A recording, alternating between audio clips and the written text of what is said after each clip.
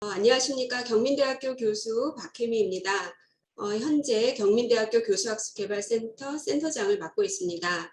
전문대학 원격 수업 질관리 방안이라는 연구가 진행되었었고요. 현재 마무리 단계에 있습니다. 이번 시간에는 전문대학 원격 수업 질관리 방안이라는 제목으로 연구를 수행했던 것 중에 일부를 나누는 시간을 가져보려고 합니다. 서론과 결론을 제외하고 본론 부분이 총 5개 영역으로 나눠 있고요. 대학 차원의 원격 수업 운영 가이드라인, 그리고 또 교수 차원의 원격 수업 가이드라인, 이것을 조금 더 중점적으로 살펴본 그런 연구였습니다. 이번 연수는 CTL 직원 그리고 연구원을 중심으로 이루어지는 연수라고 했기 때문에 갑작스러운 코로나 상황에서 각 대학들이 원격 수업을 운영하기 위해 필요한 규정 그리고 지침 이러한 것들을 어떻게 갖고 있어야 하는지에 대한 그런 요구가 굉장히 많았었던 것 같아서 그 부분을 함께 이야기 나눠보도록 하겠습니다. 이 연구에 대해서 잠깐 소개하라고 하셔서 전체적인 연구의 목차를 이렇게 보여드리도록 하겠습니다. 서론이 있고요. 원격 수업의 질 관리 체계, 그리고 대학 차원의 원격 수업 운영 가이드라인, 그리고 교수 차원의 원격 수업 가이드라인, 원격 수업 운영, 국내 사례, 그리고 해외 사례, 결론 이렇게 나누어져 있습니다. 함께 연구에 참여하신 교수님들을 잠깐 소개하겠습니다. 울산과학대학교 교수 유수경 교수님, 대구과학대학교 이희성 교수님, 그리고 한국영상대학교 권영준 교수님, 유한대학교 이수영 교수님, 한국교통대학교 한영종 교수님, 그리고 고등직업교육연구소 정부영 교수님이 함께 연구에 참여하셨었습니다. 다들 원격 수업으로 인해서 전국 전문대학 교수학습 관련 센터들이 많이 분주하셨을 거라고 생각이 됩니다. 많은 보고서뿐만 아니라 또 원격 수업까지 감당하시느라고 굉장히 애쓰셨을 줄 압니다. 원격 수업이 코로나로 인해서 급격하게 확대 그리고 활성화되었고 학사 운영 및 관리에 대한 혼란과 어려움이 있었습니다. 저희 대학의 경우에도 마찬가지였고요. 미리 준비하고 운영해왔던 대학들은 이번에 그런 노하우 그리고 실적 이런 것들이 빛을 발했던 것 같습니다. 그러나 많은 전문 대학들은 코로나19 상황으로 갑작스럽게 이렇게 확대된 여러 가지 원격 수업으로 인해서 시행착오를 겪고 있는 것으로 압니다. 대면 수업에 한정해서 진행되어 왔던 그 학사 운영 관리, 컨텐츠 관리에 대한 규정에 대한 어떤 재정 또는 개정 이러한 어려움이 있었을 것 같은데 이번 그 온라인 수업 지원 질 관리를 위한 CTL의 역할이라고 이제 이렇게 연수 제목은 나왔으나 그 전체적인 부분을 다루기에는 조금 양이 광범위해서 그런 질 관리에 어떤 요소들이 포함될 수 있는지에 대해서는 잠깐 언급하고 각 대학에서 주신 규정 그리고 지침에 대한 내용을 좀 검토하는 그런 시간으로 가지려고 합니다. 목차를 말씀드리겠습니다. 대학 차원 원격 수업 운영 가이드라인 중에서 제가 규정, 지침에 대한 부분을 함께 이야기하겠다고 말씀드렸는데요. 첫 번째, 그 원격 수업 지원 및 질 관리 요소에 어떤 것들이 있는지 한번 간략하게 한번 살펴보고요. 그 다음에 원격 수업 관련 규정 지침의 주요 공통사항은 어떤 것이 있었고 또 대학마다 차별화된 요소가 어떤 것이 있었는지 요거에 대해서 조금 살펴보도록 하겠습니다. 혹시 연수에 참여하고 계시는 선생님들께서 대학의 원격 수업 규정을 옆에 두시고 대학에서 참고하실 부분이나 내용이 있으시면 좀 체크하시면서 들으시면 조금 덜 지루하실 거라 생각되고요. 마지막 시간에 또 이렇게 건조한 굉장히 딱딱한 규정 이야기를 하게 돼서 네, 송구하게 생각합니다. 좀 빨리 넘어가도록 하고요. 진짜로 건조하게 발표를 하도록 하겠습니다. 네. 네, 질 관리 요소에 어떤 것들이 포함될 수 있는지 좀 살펴보도록 하겠습니다. 우리가 이제 보고서를 쓰고 이럴 때 조직, 너희들의 CTL 조직 또는 운영 조직 이런 것들이 그 체제에서 가장 첫 번째로 등장하는 또는 요구하는 요소인데요. 여기 보시면 원격 교육 질 관리에 대한 국내외 선행 연구들은 원격 수업이 강조되는 미래 사회에서 총체적이고 거시적인 관점에서 질 관리 활동들을 조정할 효율적인 조직을 만들려는 그런 노력의 필요성을 강조하고 있는 것을 보실 수가 있습니다. 그래서 대학 차원에서 이런 원격 수업을 담당하는 전담기구 그리고 전문 인력 구성이 원격 수업을 효율화하는 데 매우 중요한 요소인 것을 알 수가 있었습니다. 담당 부서를 한번 보시면요. 이렇게 교무기획처 또는 교무입학처 원격교육지원팀 이렇게 해서 원격교육을 담당하는 부서가 교수학습개발센터 외에도 혁신원, 혁신센터 또는 교수학습지원센터의 명칭도 교수학습개발센터, 교수학습센터, 교수학습지원센터, 지원실, 그리고 교수학습혁신센터, 그리고 창의교수학습지원센터 이렇게 다양한 이름을 갖고 있는 것을 보실 수가 있고요. 많은 부분은 교수학습센터에서 원격 수업을 담당하고 있었고 원격교육센터, 원격교육지원센터, 원격수업지원센터 이렇게 별도로 원격 수업을 지원하는 부서를 별도로 갖고 있는 그런 대학들도 볼 수가 있었습니다. 그 다음엔 이제 조직이 있으면 규정이 있어야 되는데 규정을 어떻게 갖고 있느냐 하는 것도 싫지만 우리가 규정 다 싫어하지만 매우 중요한 요소인 것 같습니다. 그리고 세 번째가 원격 수업에서 중요한 요인 중에 하나가 인프라 구축과 그것을 어떻게 관리하고 있느냐의 문제인데 원격 수업을 위한 인프라와 교수학습 지원 시스템이 원활한 온라인 교육을 위한 기본 준비 사항이다. 라고 이야기하고 있고 인터넷을 비롯한 첨단 교수 매체가 원격 교육에서 학습자로 하여금 성공하게 하는 그런 요인이다 라고 이야기하고 있습니다. 때문에 최신의 원격 수업 관련 인프라 구축 그리고 효율적인 관리, 운영 이것은 원격 수업의 질을 결정하는 굉장히 기본적이고 주요한 요인이라고 볼 수가 있었습니다. 그래서 인프라에 그러면 어떤 것들이 포함되느냐 그래서 보시면 LMS 온라인 학습 관리 시스템 또 실시간 수업을 위한 최첨단 강의실 또 촬영 스튜디오 구축 및 효율적 관리를 위한 노력 이러한 것들이 인프라에 속할 수 있는 내용이었습니다. 이러한 내용들은 학습자 개인 성향뿐만 아니라 학습자 간의 상호작용 또 학습자가 학습 공동체에 참여하고 있다는 어떤 사회적인 통합감의 정도 그리고 교수자나 다른 학습자가 자신 주위에 존재한다는 느낌 이런 것들을 포함시킬 수 있는 그런 요인이기 때문에 온라인 학습 관리 시스템의 고도화를 통한 교수 실제감을 높이려는 대학들의 시도가 이루어져 왔다고 합니다. 네 번째는 시스템인데요. 시스템 효과적인 그 시스템 운영 방안으로 이렇게 첫 번째 인터넷 강의는 사이버 공간 속에서 강의 내용이 HTML 기반으로 작성이 가능하도록 되어 있어야 된다. 그래서 강의 자료가 손쉽게 게시되도록 지원되어야 하는 것. 또 두 번째, 학생들이 VOD 이러한 서비스가 가능하도록 준비되어 있어서 언제든지 필요한 시간에 그러한 서비스가 가능하도록 지원해 주는 것. 또 세 번째는 실시간 강의 진행을 위한 그런 스튜디오 운영이라든지 네 번째, 교재 제작실의 구성, 데이터베이스 구축, 강의 자료 구축, 방화벽 시스템 이러한 것들이 구축되는 것이 시스템의 또 효과적인 시스템을 운영하는 데 있어서 매우 중요한 요인으로 들고 있는 것을 볼 수가 있었습니다.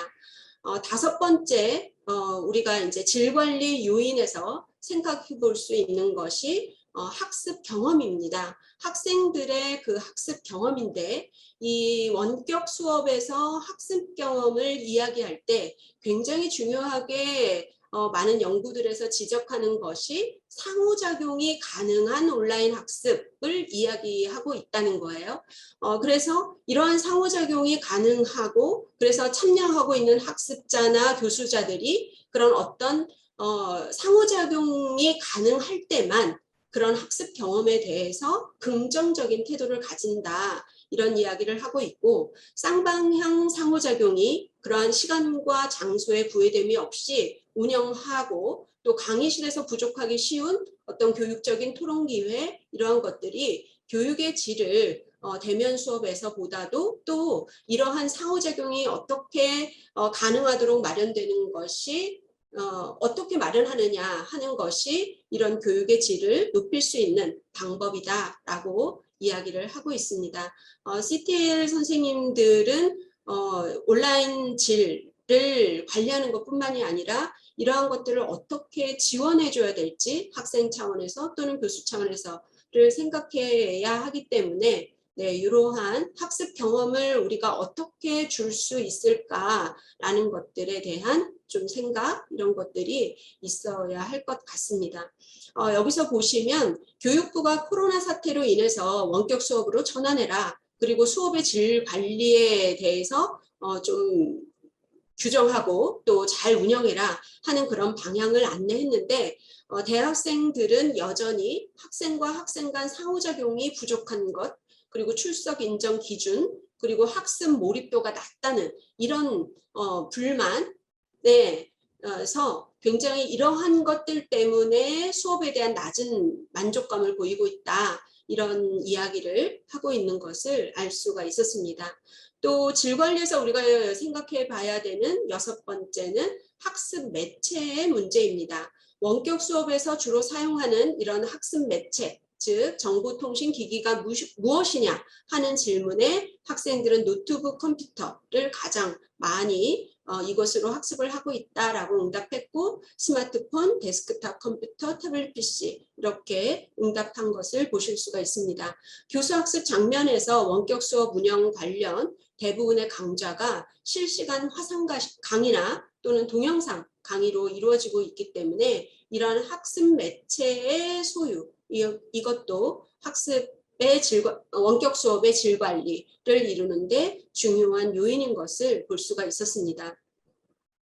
그리고 7번째 교수의 지원, 교수 지원인데요. 교수자에 따라서 원격 수업의 질의 차이를 가져온 가장 큰 원인으로 2가지 복수 선택을 하게 했는데 첫 번째 응답이 가장 많은 빈도의 응답이 교수자가 얼마나 원격 수업 준비를 하고 있느냐라는 수업에 대한 얼마나 준비도를 갖고 있느냐 이것이 가장 많은 응답을 한 것을 볼 수가 있었습니다. 네, 모두 이제 교수님들은 네, 이것에 대해서 조금 포커스를 맞출 필요가 있고요. 2번째, 교수자의 정보통신기기 활용 능력의 차이, 이 활용 정도 이것도 굉장히 많은. 그래서 그 2개가 월등하게 다른 항목들에 비해서 많은 이 질의 차이를 가져오는 원인으로 지적된 것을 볼 수가 있었습니다. 그 다음으로 원격 수업 방식의 차이, 또 수업 내용과 원격 수업 방식과의 적합도, 어떤 수업을 어떠한 원격 수업의 방식을 활용하느냐 이것도 중요한 요인이었으나 월등하게 교수자의 원격 수업 준비 정도 그리고 교수자의 정보통신기기 활용 능력 이것이 원격 수업의 질의 차이를 가져오는 교수 지원에서 굉장히 중요한 문제라고 볼 수가 있었습니다. 이러한 차원에서 2 학자는 원격 수업의 긍정적인 경험을 제공하기 위해서는 교수 설계 그리고 교수자의 능력의 중요성을 강조하고 있는 것을 볼 수가 있었고요. 선행 연구들은 원활한 원격 수업을 저해하는 요인으로 운영 주체에 충분하지 못한 행정적 또는 교육적 그리고 기술적 지원을 꼽고 있는 것을 볼 수가 있었습니다. 네, 교수자의 어떤 이러한 지원을 운영 주체 또는 행정 또 저희 CTL에서 지원해 주는 것이 굉장히 중요하다라는 것을 시사받을 수 있을 것 같습니다. 온라인 수업의 보완점에 대한 의견 수렴 결과 서버 증설, 그리고 교수의 온라인 수업 역량 증진, 그리고 다양한 컨텐츠 개발, 이러한 것이 필요한 것으로 나타났고요. 교수자의 역량도 중요하지만 이를 지원하기 위한 대학 차원의 노력, 그리고 여러 가지 사례 발굴, 그리고 공유, 이런 것들이 중요하다라는 것을 알 수 있었습니다. 네, 이렇게 질관리 요소 우리가 좀 생각해 봐야 될 어떤 그런 내용들을 좀 정리해 봤고요. 네, 다음은 원격 수업 관련 규정, 을 조사한 130개 전문 대학 중에서 44개 대학이 응답해 주셨고요. 그 규정을 중심으로 좀 살펴보도록 하겠습니다. 많은 대학들이 원격 수업과 교육, 그리고 온라인 강의, 이러한 것들을 혼용해서 사용하고 있는 것을 알 수가 있었습니다. 대학별 원격 수업 관련 규정 및 지침 현황인데요. 규정 명칭을 한번 이렇게 쭉 한번 내려서 한번 보시면 좋을 것 같습니다. 유사하기는 하나 또 약간씩 조금 다르게 규정명을 가지고 있는 것을 볼 수가 있었고요. 가장 많이 원격 수업 운영 규정 이렇게 명시한 것을 보실 수가 있고, 또 어느 대학의 경우에는 원격 교육 지원센터 운영 규정과 가상 강좌 운영 규정을 이렇게 별도로 갖고 있는 대학도 있었습니다. 이러닝 운영 규정, 원격 수업 개발 및 운영 규정, 이렇게 명칭을 보실 수가 있고요. 이렇게 규정이 없는 대학들도 있었는데 세칙을 가지고 있는 대학들도 있었고, 지침으로 명시해서 가지고 있는 대학도 있었고요. 44개 대학에서 6개의 대학이 규정 없다 이렇게 응답한 대학도 있었습니다. 그래서 이제 규정 지침의 주요 사항을 좀 살펴보려고 하는데요. 주요 공통 사항과 차별화 사항을 이렇게 나눠봤습니다. 나눴고 규정 사항으로 일반의 목적 또는 그 규정에서 필요한 그런 용어의 정의, 그리고 위원회, 이러한 구성 요소를 갖고 있는 것을 일반 사항이다 이렇게 분류했고요. 그 다음에 수업과 관련된 내용이 있었는데 원격 수업 개설이라든지 학점 인정이라든지 출석 관리라든지 평가 관리라든지 수업 일수 및 수업 진행 시간, 요거에 대해서 명시하고 있었고요. 또 개발 및 관리에 대한 사항으로 콘텐츠 개발 및 지원 사항, 개발 기준 및 개발 신청 사항, 원격 수업 질관리 사항, 이것을 가지고 있었고, 또 재정 및 저작권에 대해서 시수 인정을 어느 정도 할 것이냐, 강사료는 어떻게 정하고 있느냐, 저작권에 대한 문제도 언급하고 있었던 것을 볼 수가 있었습니다.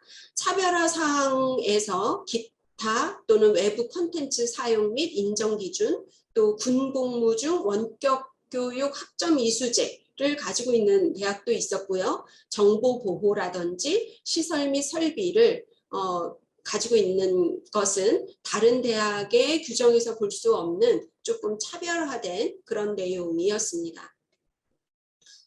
네, 그래서 원격 수업 요 규정의 공통 사항을 조금 더 자세하게 살펴보도록 하겠습니다. 목적 부분인데요. 여기서는 원격 수업 운영 규정 혹은 원격 수업 개발 및 운영에 관한 규정에 대해서 정의하고 있었습니다. 예를 들면 본 규정은 모 대학교 모처 원격 교육 지원 업무의 운영에 관한 사항을 규정함을 목적으로 한다. 이렇게 언급하고 있었습니다. 용어 정의를 하고 있었는데요. 해당 규정에서 포함하고 있는 원격 수업 관련 용어의 정의를 이렇게 세세하게 정의하고 있었습니다. 예를 들면 원격 수업은 인터넷 등을 이용하여 교수학습 활동이 서로 다른 시간과 공간에서 이루어지는 수업 형태를 말한다. 또는 고등교육법 제22조에 따라 서로 다른 시간 또는 공간에서 이루어지는 수업 형태로 동영상 강의 또는 실시간 화상 수업 등을 말한다. 다만 대면 수업을 하면서 동시에 방송, 정보통신 매체를 활용해서 영상을 전송하거나 대면 수업의 보조수단, 수업 자료를 탑재한다던가 질의응답한다던가 토론한다는 이런 것으로서의 방송, 정보통신 매체 등을 활용하는 경우는 해당하지 않는다라고 명시하고 있었습니다. 오프라인 출석 수업을 대체해서 온라인으로만 학습이 이루어지는 교육의 형태를 의미한다고 이렇게 명확하게 규정한 그런 대학들도 있었습니다. 원격 수업 교과목에 대한 이야기인데요. 중간고사와 기말고사를 제외한 교수학습 활동의 70% 이상이 원격 수업으로 이루어지는 교과목을 말한다. 이렇게 이야기하고 있는 학교가 있었고요. 중간 및 기말고사 등 평가 활동을 제외한 교수학습 활동을 원격 수업 형태로 운영하는 교과목을 말하며 이렇게 규정하고 있었고요. 또는 평가 활동을 제외한 수업 활동의 70% 이상을 원격 수업 형태로 운영하는 교과목이다 라고 명시하고 있었습니다. 코로나의 급격한 상황 때문에 이제 이러한 것들이 조금 수정되기도 하고 했으나 여전히 이렇게 정의하고 있는 대학들도 있었습니다. 동영상 강의를 교수자가 사전에 수업 자료를 동영상으로 제작하여 일원인 교육 시스템에 등록하고 학습자가 지정된 기간 내에 시청하고 학습할 수 있도록 하는 강의를 말한다. 이렇게 세부 정의를 하고 있었습니다. 실시간 화상 수업, 그리고 블렌디드 러닝, 온오프라인 동시 수업 이러한 것들에 대한 세부 정의를 이렇게 갖고 있는 것을 볼 수가 있었습니다. 학습 시간인데요. 콘텐츠 재생 시간을 포함해서 질의응답 및 토론 시간, 퀴즈 및 과제 시간 이것을 종합한 시간이다라고 교육부에서 지침으로 내렸는데 이것을 이미 규정에 넣고 있는 대학들이 있었고요. 학습관리 시스템 LMS를 온라인을 통해서 교수학습 활동을 관리하고 지원해주는 시스템이다라고 규정하고 있었습니다. 그 다음에 규정에 위원회와 관련된 규정을 갖고 있었는데요. 위원회는 위원 구성 및 의결 방법에 관한 사항, 그리고 위원회의 주요 기능에 관해서 제시하고 있었고 주요 대학들의 예시를 한번 보겠습니다. 예시 1번에 보시면 위원회 위원은 몇 인 이내로 총장이 위촉하되 요구 등 당연직 위원으로 한다. 임기는 보직기간으로 하고 기타 위원의 경우 1년으로 하되 연임할 수 있다. 이렇게 되어 있고요. 최근 교육부 원격 지침에 학생 참여를 위원회 구성에 넣어라 라는 지침이 있었는데 그것을 넣은 예시가 이제 예시 2번이죠. 그래서 위원장은 교무입학처장이 되고 교직원 위원 몇 명, 학생위원 몇 명, 그리고 관련 전문가위원 몇 명으로 구성한다. 이렇게 위원회 규정을 갖고 있었습니다. 위원회인데요. 예시 1번에 보시면 회의는 정기회의와 임시회의로 구분하고 위원장이 소집한다. 정기회의는 연 1회 이상 개최하고 임시회의는 위원장이 필요하다고 인정하는 경우 개최한다. 또는 위원장이 필요하다고 인정할 때 소집한다. 이렇게 명시되어 있었고요. 의결 방법으로 회의는 제적위원 과반수의 출석과 출석위원 과반수의 찬성으로 의결한다. 이렇게 되어 있는 것을 볼 수가 있었습니다. 이 위원회에서 어떤 것을 주요 심의 사항으로 갖고 있는지 이것을 좀 참고해 보시면 좋을 것 같습니다. 주요 심의 사항으로 수업 운영 계획과 수립, 홍보 이것을 심의할 수 있다. 세부 내용으로는 원격 수업 운영 기본 계획 수립하는 것, 온라인 관련 대외 협력이라든지 홍보 활동을 지원하는 것, 그리고 온라인 수업 운영을 위한 제반 정책의 수립과 추진에 관한 사항을 세부 내용으로 정하고 있는 것을 볼 수가 있었습니다. 원격 수업 교과목 개발 및 개설인데요. 이 내용에 대해서 온라인 수업 강좌의 개설에 관한 사항, 원격 수업 콘텐츠 심의 및 교과목 선정, 원격 수업 계획서 표준 모형 개발, 온라인 수업 수행 모델 설정, 온라인 수업 콘텐츠 개발 및 평가에 관한 사항 이러한 것을 위원회에서 심의한다라고 되어 있었습니다. 또 수업 운영 관리 및 질 관리인데요. 온라인 수업 관리 시스템 운영에 대한 거, 그 다음에 관리에 대한 거, 또 운영과 질 관리에 대한 사항 이렇게 되어 있었습니다. 위원회 심의 사항에서 굉장히 중요한 게 분석과 환류에 관한 사항인데요. 요거에 대해서 원격 수업 활성화를 위한 제도 개선이 필요할 때 또는 원격 수업 관련 주요 정책과 계획에 관한 사항, 그리고 온라인 수업 만족도 조사라든지 결과평가라든지 개선사항 도출하는 이러한 부분에서 심의를 하는 것으로 되어 있습니다. 기타로 외부 콘텐츠 사용에 관한 사항과 기타 온라인 수업 운영에 필요한 제반사항에 대해서 위원회 주요 심의사항으로 두고 있었습니다. 다음은 원격 수업 개설에 대한 부분인데요. 원격 수업 교과목 개설은 정규 학기 계절 수업에 개설하고 수강 신청은 일반 교과목과 동일하게 한다라고 했고요. 이러한 원격 수업의 교과목은 교과목 학점수의 100분의 20 초과하지 못한다. 이게 이제 보통 전문대학들이 갖고 있는 규정의 내용인 것 같습니다. 그런데 여기 보시면 다만 특별한 사정이 있는 경우에는 총장의 승인을 얻어 조정할 수 있다. 코로나 상황 때문에 이러한 규정이 조금 수정된 대학들이 있는 것 같습니다. 또 원격 수업으로 운영 가능한 교과목이 교양과 전공 과목 모두 개설할 수 있으나 실험 실습 등 교과목의 특성상 원격 수업 운영이 어려운 강의는 제한할 수 있다. 이렇게 두고 있는 것을 볼 수가 있었습니다. 그래서 A대학의 원격 수업 개설 과목을 전공 교양 비교과 프로그램 이렇게 하면서 교내 강좌로 모두 다 개설할 수 있음 이렇게 명시하고 있는 것을 볼 수가 있었습니다. 다음은 수강 인원인데요. 원격 수업의 수강 인원의 경우 대부분의 대학들이 별도로 제시하지 않고 학사관리 규정에 의거해서 편성하는 것을 원칙으로 한다. 이렇게 되어 있고 다만 일부 대학들이 수강 인원을 규정에 포함하고 있었습니다. 그래서 밑에 보시면 원격 수업 교과목의 최소 수강 인원은 30명을 이상을 원칙으로 한다. 이렇게 되어 있고 부득이한 사정이 있는 경우에 30명 미만으로 개설할 수 있다고 이렇게 약간 그 규정의 내용을 열어둔 것을 볼 수가 있었습니다. 원격 수업 교과목의 최대 수강 인원은 분반당 100명으로 제한한다. 이렇게 되어 있고 이것도 초과할 경우에는 이러한 단서를 붙이고 있었습니다. 다음은 수업 학점 이수 가능 학점 인정 기준인데요. 대부분의 대학들이 학점 인정에 있어서 전체 학점의 20% 수준 이렇게 제한하고 있는 것을 볼 수가 있었습니다. 예시 1번 보시면 원격 수업을 통한 취득 가능 학점의 상한은 별도로 정하지 아니한다. 이렇게 되어 있고 이 대학의 경우는 매 학기마다 그 학점당 최소 15시간 이상을 해야 되는 그런 원칙을 두고 있는 것을 볼 수가 있었습니다. 그래서 K무크의 기준들도 이렇게 반영해서 넣어둔 대학도 있었고요. 또 예시 3번에 보시면 감염병 등 국가재난의 경우 예외로 인정할 수 있다. 이러한 규정을 넣어놓은 것을 볼 수가 있었습니다.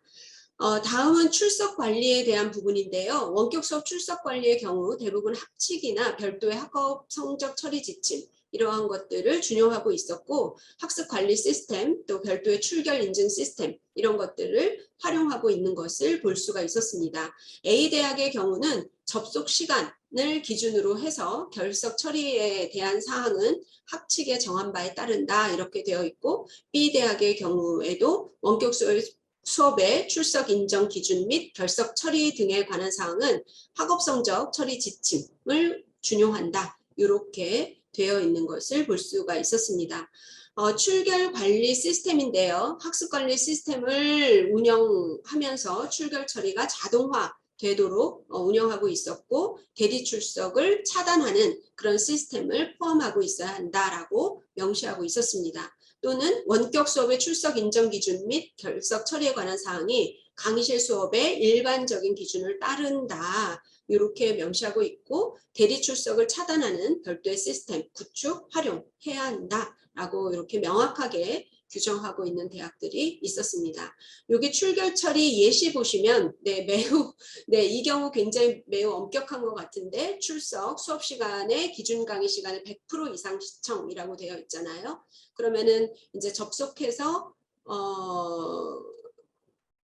왜 약간 0.1초가 부족해도 이렇게 100% 이상 시청해 놓으면 사실 다 들어도 다 듣지 않은 걸로 체크될 수 있는 그런 어떤 시스템 안에서의 문제 이런 것도 있는데, 이 대학의 경우에는 굉장히 엄격하게 보통 80% 이상 시청 또는 뭐 90% 이상 시청 이렇게 많이 갖고 있었는데, 지금 여기서는 100% 이상 시청을 해야지만 출석으로 인정하고 100% 미만의 시청은 지각으로 처리하고 있는 것을, 그리고 아예 접속하지 않은 경우에 결석 처리하고 있는 것을 볼 수가 있었습니다.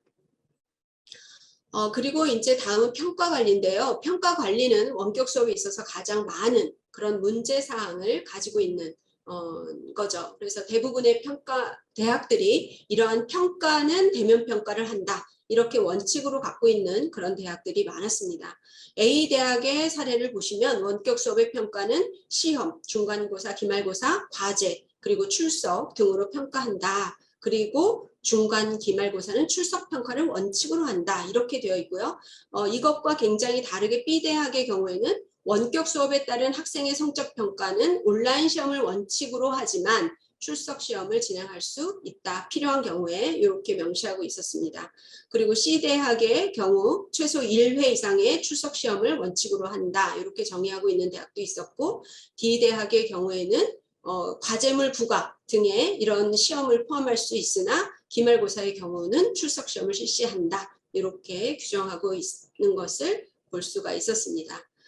이 대학의 경우에도 성적평가는 1회 이상 출석 시험을 시행하는 것을 이렇게 규정으로 갖고 있었습니다. 다음은 수업 일수와 수업 진행 시간인데요. 수업 일수는 공통적으로 1학점을 기준으로 15시간 이상을 규정하고 있었고, 기본 50분 구성하는 것을 원칙으로 제시하고 있었습니다. A대학의 경우에도 매 학기 15주 이상 이렇게 규정하고 있었고, B대학의 경우에는 학칙과 학칙 시행세칙에 명시한 그것을 따른다, 이렇게 되어 있었습니다. 그리고 다만 이 대학의 경우에는 계절 수업이라든지 집중 수업의 경우에는 학칙에 준해서 달리 운영할 수 있다, 이렇게 약간 여유를 둔 것을 볼 수가 있었습니다. 원격 수업 동영상 재생시간 기준인데요. 원격 수업은 매 차시별 50분 이상이 되도록 운영해야 하고, 수업 시간에 3분의 2 이상을 녹화 그리고 저장해 둬야 된다, 이렇게 명시하고 있습니다. 실시간 원격 수업은 매 차시별 강의 콘텐츠 재생 시간이 25분 이상 1학점 기준에 되도록 제작해야 된다. 그러나 강의 콘텐츠 재생 시간, 질의응답 시간, 토론 시간 이런 것들을 종합해서 50분 이상을 구성해야 된다, 이렇게 규정하고 있었습니다. B대학의 경우에도 학점당 이수 시간은 매 학기 최소 15시간 이상으로 한다. 1차 시의 수업 콘텐츠 재생 시간은 1학점 기준으로 25분 이상이 되어야 된다, 이렇게 동영상 재생 시간 기준을 마련해 두고 있었습니다.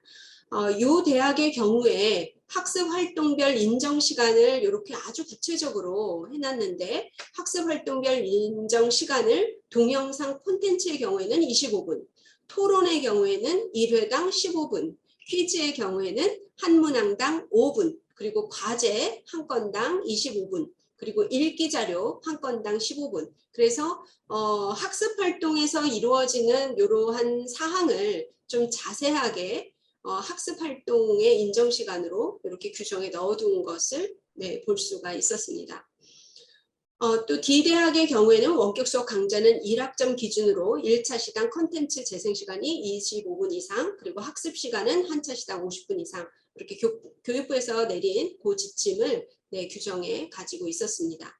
10번째는 컨텐츠 개발 및 지원에 관련된 사항인데요. 컨텐츠 개발 및 지원은 다양한 재원을 활용하고 있었고, 연구비 방식으로 총장이 따로 정해서 집행하는 경우가 대부분이었습니다. A대학의 경우에는 재정이 교비 또는 산학협력단 회계, 정부, 기관단체 지원금 또는 기타 수익금 이렇게 명시하고 있는 것을 볼 수가 있었고, B대학의 경우에는 개발을 신청한 그런 교과목, 학습 콘텐츠에 대해서 위원회 심사를 거쳐서 지원 여부를 결정한다, 이렇게 명시하고 있었습니다. C대학의 경우에도 특별 연구비를 지원할 수 있다, 이렇게 규정하고 있었고, D대학의 경우에도 비대면 수업을 위한 원활한 컨텐츠 개발과 제작을 위한 시설, 기자재 개발비 이런 것을 지원할 수 있도록 규정에 명시하고 있는 것을 볼 수가 있었습니다.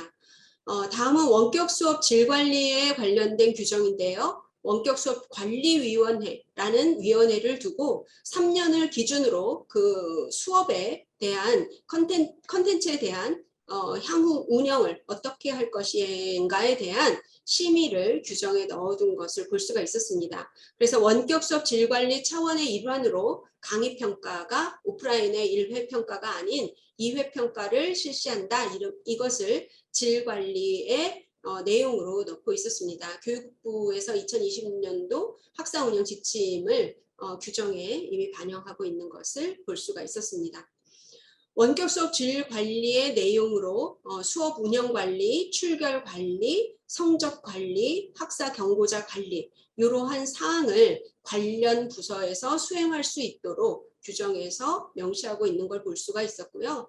원격 수업 운영 교과목의 동영상 강의 콘텐츠는 3년 이내에 갱신하는 것을 원칙으로 하고 있었고 단서를 초과한 콘텐츠는 다시 위원회의 심의를 받아서 유지하거나 갱신하거나 폐지할 수 있도록 이렇게 명시한 것을 볼 수가 있었습니다. 그래서 비대학의 경우에는 그런 콘텐츠 질 관리를 위해서 자체평가를 하는데 그러한 자체평가의 내용으로는 이런 것을 포함하고 있다라고 명시했는데 첫 번째가 콘텐츠 품질의 적절성, 두 번째가 콘텐츠 제작 연도의 적절성, 그리고 세 번째 콘텐츠 구성의 적절성, 네 번째가 기타 콘텐츠 품질 향상에 필요한 사항을 이 질관리의 내용, 자체평가의 내용으로 갖고 있는 것을 볼 수가 있었습니다. 이러한 내용들은 각 대학에서 좀 참고해서 자체평가를 하는 그 내용으로 만들어 두시면 좋을 것 같습니다. 또 원격 수업 질관리에 대한 것에 C대학의 경우에는 제작일로부터 3년이 경과한 그런 수업 콘텐츠는 이렇게 결정한다, 이런 조치를 취한다라고 되어 있으면서 그런 컨텐츠 평가 결과를 반영하는 그 점수, 기준 이것을 제시하고 있었는데 A대학의 경우에는 컨텐츠를 평가한 결과가 90점 이상이 되어야 계속 유지가 가능하다. 또 B대학의 경우에도 90점 이상이 되어야 계속 유지가 가능하다. 이렇게 되어 있었고요. A대학의 경우에는 재촬영 또는 보완의 구간이 89점에서 60점 이렇게 조금 폭이 넓은가 하면 B대학의 경우에는 89점에서 70점 이렇게 명시하고 59점 이하, 69점 이하가 되면 폐기하고 재개발한다. 이렇게 구체적으로 컨텐츠 평가 결과를 어떻게 반영할 것인지에 대한 내용을 명시하고 있는 것을 볼 수가 있었습니다. 다음은 질 관리에서 또 강의평가에 관련된 사항인데요. 2회 이상 실시할 것을 규정에 명시하고 있는 것을 볼 수가 있었습니다. 그 다음은 시수 인정과 강사료인데요. 교원의 시수의 경우 대부분 대학들이 100% 인정하고 있지만 일부 대학들은 학기당 개설 강좌 수 혹은 시수 인정을 제한하고 있는 대학들도 꽤 많은 것을 볼 수가 있었습니다. A대학의 경우 원격 교육을 담당한 교원의 강의 시간이 교과목 시수의 50%만 인정하는 것을 볼 수가 있었고 그렇지만 전염병이라든지 국가재난 등 이러한 상황에서는 100% 인정할 수 있다. 이렇게 명시하고 있는 걸 볼 수가 있었습니다. 그래서 B대학도 책임교수 시수 원격 수업을 책임교수 시수로 인정하고 있는 것을 볼 수가 있었고 C대학의 경우에는 이러한 인정을 총장이 별도로 정한다. 이렇게 명시하고 있었습니다. 강사료도 강의료 지급 규정 이러한 것들을 교원의 책임 시간 및 강의료 지급 규정 이러한 것을 명시하고 있는 것을 볼 수가 있었습니다. 다음은 저작권인데요. 대학에서 개발된 원격 수업 대부분이 대학에서 저작권을 보유하고 제3자에게 제공할 때 총장의 승인을 받도록 하고 있는 것을 볼 수가 있었고 저작권에 따른 위반 사항은 개발자, 책임 교수로 지정하고 있는 경우가 대부분이었습니다. 결국 너희들이 개발한 원격 콘텐츠는 학교에 있대 그 안에 문제가 생기면 교수 책임져 이러한 것들이 있는 거를 확인할 수 있었고요. 그래서 컨텐츠의 지적 재산권은 대부분 학교가 갖는 걸로 규정에 명시하고 있는 것을 볼 수가 있었습니다. 비대학의 경우에도 마찬가지로 지식재산 소유권은 대학에 있으나 문제 발생할 때 책임은 교수에게 있다. 이렇게 구체적으로 명시하고 있는 것을 볼 수가 있었습니다. 네. 그 다음에 이제 차별화 사항을 좀 보겠습니다. 첫 번째, 그 본 연구에 참여한 대학들이 제출한 그 규정에서 타 대학과는 차별화된 또는 오프라인 수업 규정에서 시도되고 있는 그런 몇 가지 사례를 공유하고자 했는데요. 여기 보시면 예외 조항으로 전염병이라든지 국가재난 등에 준하는 그런 상황 때 출석 인정, 평가 방법 이러한 것들을 총장의 승인을 받아서 변경할 수 있는 것, 이것을 예외 조항으로 두고 있는 것을 볼 수가 있었고요. 또 비정규 교과목을 원격 교육으로 활용할 때에 대한 그럴 때 제약을 받지 않는 것으로 이렇게 명시하고 있었습니다. 또 두 번째는 외부 컨텐츠 사용 및 인정 기준인데요. 원격 교육 컨텐츠는 외부 수주에 의해서 제작 또는 타 학교가 제작해서 보유 중인 것을 다양하게 활용할 수 있다. 그렇지만 이것은 심의를 통해서 결정한다 라고 되어 있고, 또 어떤 대학들은 담당 교수가 하지 않는 이런 부수적인 보조수단으로는 활용할 수 있으나 실수로 인정하지 않는다. 이렇게 많이 되어 있었는데 또 이러한 내용을 갖고 있는 대학들도 있었습니다. 세 번째, 이 군복무 중 원격 교육 학점 이수제, 이것이 조금 다른 내용이었는데요. 병역 근무 중에 있는 학생들이 6학점, 최대 6학점까지 인정할 수 있다 이렇게 되어 있어서 요거는 많은 대학들이 조금 혹하지 않을까. 군 휴학 학생들 많은데 휴학하지 않아도 이렇게 원격 교육을 통해서 학점을 이수할 수 있는 이런 것들을 규정에 명시하고 있는 것을 볼 수가 있었습니다. 또 정보 보호에 관련된 사항을 규정하고 있었고요. 시설 및 설비에 관한 사항을 이렇게 소프트웨어, 네트워크, 정보 보호 시스템 설비를 갖추어야 한다. 대학이 갖춰야 된다 이렇게 규정하고 있는 것을 볼 수가 있었고, 시스템이라든지 유지 보수 및 고도화에 대한 것도 규정에서 이렇게 본인 대학이 이것을 반드시 하겠다라는 것을 규정의 의지로 담고 있는 것을 확인할 수가 있었습니다. 네, 건조하게 진짜로 약속한 대로 건조하게 발표드려서 너무 죄송하고요. 네, 마무리를 하도록 하겠습니다.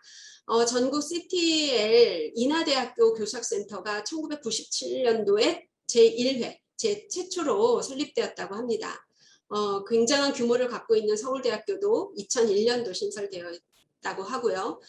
제가 정확한 정보인지는 모르겠지만 제가 알기로 전문대학 교수학습 개발센터가 2007년을 전후로 그 특성화 사업, 정부 지원 사업 때문에 굉장히 많은 대학들이 CTL을 만든 걸로 알고 있습니다. 그러면서 한 10년이 지나서 한국전문대학 교수학습개발센터 협의회가 2017년도 이렇게 창립이 돼서 오늘 매해마다 상반기, 하반기 그 세미나를 진행했고 오늘 직무연수 제1회를 시간을 갖는 시간인 것 같습니다. 요 기회에 중요한 기회에 제가 또 참여하게 돼서 개인적으로 영광으로 생각하고 있습니다. 요 아래 보이는 인용 연구에서 보시면 일반 대학 CTL 20년 운영 과정을 분석하면서 동형화 이론을 이야기하고 있는데요.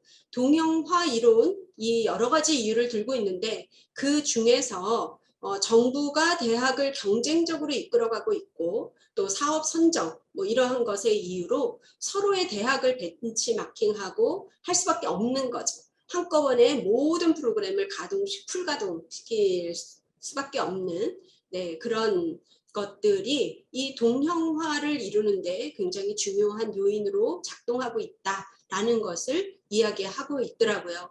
모두가 닮아간다는 것이 어떤 수준 위에 어떤 질적인 향상을 하는데 중요하기도 하지만 중요하기도 하지만 모두 다 똑같이 간다는 것은 또 우리가 이제 어느 정도의 질적인 수준을 가졌을 때는 한 번쯤 또 이러한 것도 생각해 봐야 되는 시점이 아닌가 생각합니다. 양질의 변화를 모든 대학들이 따라가서 양질의 변화를 가져온다는 것은 네, 고무적이긴 하지만 이제는 우리가 이제 어떤 수준의 전문대학의 CTL이 올라왔다 하면 무언가 서로 조금 개성 있는 또는 대학만의 어떤 프로그램 차별된 이런 것들에 대한 통찰 이런 것이 좀 있어야 되는 시점이 아닌가 하는 그런 생각을 한번 해봤습니다. 모두들 너무 잘하고 계시죠. 그래서 처음 남민우 교수님도 우리가 평가와 성찰이 필요하다 이런 이야기를 하셨고 저도 깊이 네, 제 상황, 제 처지에 대해서 조용히 좀 성찰해보는 그런 시간이 필요하겠다라는 생각을 좀 한번 해봤습니다. 전문대학에서 이런 CTL이 어떻게 발전되어 왔고 지금은 어느 위치에 있는지에 대한 우리도 이런 연구를 한번 해보면 좋겠다. 전문대학에서 어떤 프로그램 또는 어떤 조직, 어떤 규정 이러한 것들이 움직여 왔는지 또 지금의 수준의 우리들의 수준은 정말 어떤지 이러한 연구들이 향후에 한번 진행되면 어떨까. 또 김정숙 교수님도 아까 뭐라고 하셨냐 만선의 기쁨을 누리려면 뭐 금을 깁는 시간이 필요하다 이런 이야기를 해주셨는데 저희들이 이제 또 열심히 정말 뭐 보고서에 또 뭐 프로그램에 이러한 바쁨 가운데서도 좀 그런 시간이 필요하지 않을까 이런 생각을 하면서 네, 이것으로 마무리를 하려고 합니다. 시면이라는 책인데요. 내가 축하해야 할 대상이 바로 나 자신이다. 자신의 생각을 가장 소중히 여기고 자신의 시면에서 우러나오는 나만의 유일한 인물을 찾아내는 자가 가장 행복한 사람이다 라고 하고 있습니다. 모두가 너무 열심히 일하고 계시는 거 잘 알고 있고요. 아까 회장님도 그렇고 교수님들이 뭐 CTL 힘없다, 일만 많이 한다 뭐 이렇게 했는데 CTL 직원들이 성찰할 수 있도록 또는 심연할 수 있도록 전문성 개발하는데 1박 2일 묻지도 따지지도 않는 좋은 곳, 좋은 식사할 수 있는 곳 이런 데서 1박 2일 연수할 수 있는 의무적으로 하면 해야 역량 지원 점수를 받을 수 있는 뭐 이런 기준을 하나 만들어 주시면 CTL에 있는 센터장들과 직원 여러분들이 조금 힐링되면서 이런 심연의 시간을 갖지 않을까 이런 소망을 가지면서 이런 것들 좀 힘써 주시기를 회장님께 부탁드리면서 부족하고 건조하고 재미없는 강의를 마치도록 하겠습니다. 감사합니다.